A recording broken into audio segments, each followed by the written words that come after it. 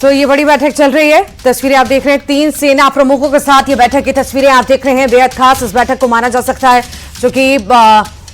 जो कल पूरी रात जवाबी कार्रवाई हुई है उस बारे में जानकारी जरूर दी जा रही होगी। पीएम मोदी भी इस बैठक में शामिल है, अध्यक्षता की कर रहे हैं और रक्षा मंत्री भी शामिल हैं। ये तस्वीरें आपके सामने।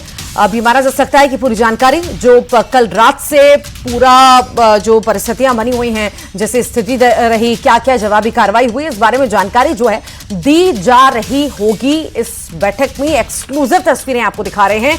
ये बैठक बेहद खास। अब रणनीतियां भी तैयार हो रही होंगी।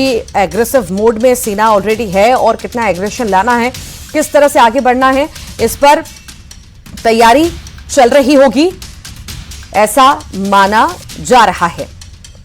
तो लगातार हाई लेवल मीटिंग्स चल रही हैं और ये मीटिंग के बाद ही आप देख रहे हैं के बाद एक बड़े बड़े एक्शन जो है लिए जा रहे हैं। और इसी बीच ये बैठक अब जब हो रही है 3 सेना प्रमुखों की, तो यही माना जा रहा है कि अब आगे किस दिशा में जाना है, किस तरह मुंह तोड़ जवाब देना है, इसकी तैयारी हो रही होगी।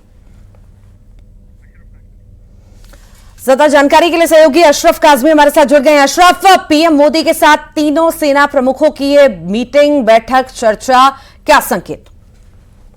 हाँ बिल्कुल, देखिए संकेत बहुत साफ है कि जो पिछले 2 दिन से घटनाक्रम है और खास करके कल रात जो घटनाक्रम हुआ उसकी पूरी विस्तार से उन्होंने उसकी जानकारी दी है और ये भी बताया है कि कैसे भारत ने पाकिस्तानी हमलों का मुंहतोड़ जवाब दिया है। हालांकि पाकिस्तानी हमलों में भारत का कहीं कोई नुकसान नहीं है। जितने उनके ड्रोन हमले थे उन सबको जो एयर डिफेंस सिस्टम है उसके जरिए नाकाम कर दिया गया और बाकी जो शेलिंग लाइन ऑफ कंट्रोल पर की गई, गोलीबारी की गई, तो उसका भी मुंहतोड़ जवाब दिया गया। तो पूरी जानकारी प्रधानमंत्री को दी। इससे पहले मीटिंग रक्षा मंत्री के साथ थी, उनको पूरी बारे में बताया गया और अब रक्षा मंत्री के साथ जब प्रधानमंत्री के आवास में तीनों सेना अध्यक्ष मिल रहे हैं तो वो अपनी पूरी जानकारी दे रहे हैं और आगे की रणनीति पे बात चर्चा हो रही है कि अब आगे क्या करना है, क्योंकि भारत बहुत पहले ही साफ कर चुका था कि हम पहले हमला नहीं करेंगे, लेकिन अपनी आत्मरक्षा में हमें जो कदम उठाने हैं वो उठाए जाएंगे। और इसी का नतीजा है कि लगातार पाकिस्तान की तरफ से जो हमले हो रहे हैं उनका जवाब भारत दे रहा है, मुंह तोड़ जवाब दे रहा है। अब आगे कैसे रणनीति अपनानी है,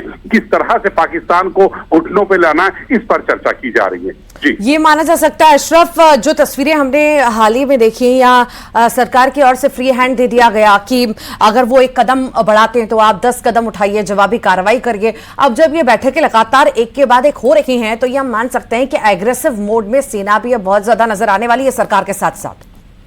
हाँ बिल्कुल, देखिए जैसे ही ये 22 अप्रैल को पहलगाम में आतंकी हमला हुआ तो उसके बाद से ही प्रधानमंत्री ने सेनाओं को खुली छूट दे दी थी। सरकार की तरफ से खुली छूट थी कि फैसला आपका है, समय आपका है, कार्रवाई आपकी है, आप तय करेंगे कब, क्या और कैसे करना है। तो आज भी सरकार उसी पर है।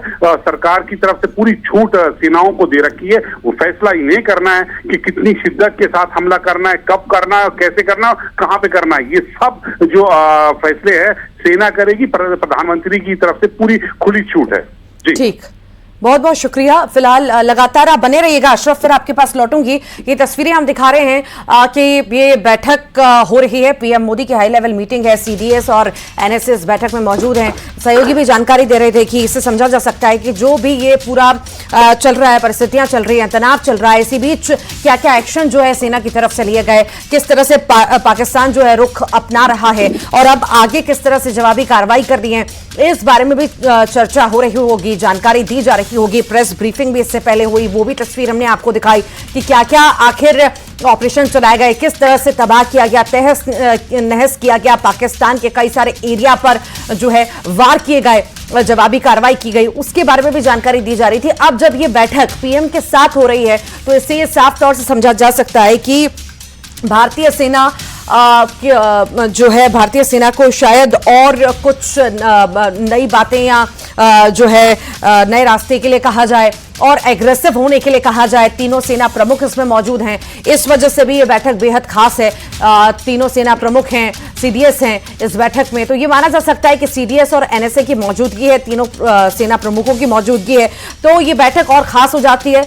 और अब जो है हम ये मान सकते हैं कि जो अघोषित युद्ध की शुरुआत पाकिस्तान ने की है उसमें और तेजी आने वाली है। भारत पीछे हटने वाला नहीं है, जवाबी कार्रवाई लगातार जारी रहेगी। हालांकि आपने ये भी देखा कि अभी कुछ देर पहले भी ये बयान जो है सामने आया कि पाकिस्तान कहता नजर आ रहा है कि अगर भारत कोई कार्रवाई नहीं करेगा तो हम भी यहां पर रुक जाएंगे, हम अब जवाबी कार्रवाई नहीं करेंगे। पर अब ऐसी स्थितियां आ चुकी हैं कि किसी भी तरह का समझौता करने के लिए सरकार तैयार नहीं है। जो नापाक हरकत की गई, करतूत की गई, मासूमों की जान ली गई, आवाम के बारे में नहीं सोचा गया, उसके बाद भारतीय सेना पूरी तरह से तैयार है, सरकार तैयार है, बख्शा नहीं जाएगा। इन आतंकवादियों को, इन आतंकियों को किसी भी सूरत में बख्शा नहीं जाएगा। एक एक इनके कर्म का हिसाब जो है बहुत जल्द होगा। आपने ये भी देख लिया ऑपरेशन सिंदूर के तहत कि किस तरह से इनके आतंकवादियों को मार गिराया गया, कई सारे ठिकाने ध्वस्त कर दिए गए। अब जब ये बैठक हो रही है इतने सारे हमलों के बाद, तो ये माना जा सकता है कि ये बैठक बहुत ज्यादा महत्वपूर्ण है। एग्रेसिव मोड में भारतीय सेना हमें नजर आएगी।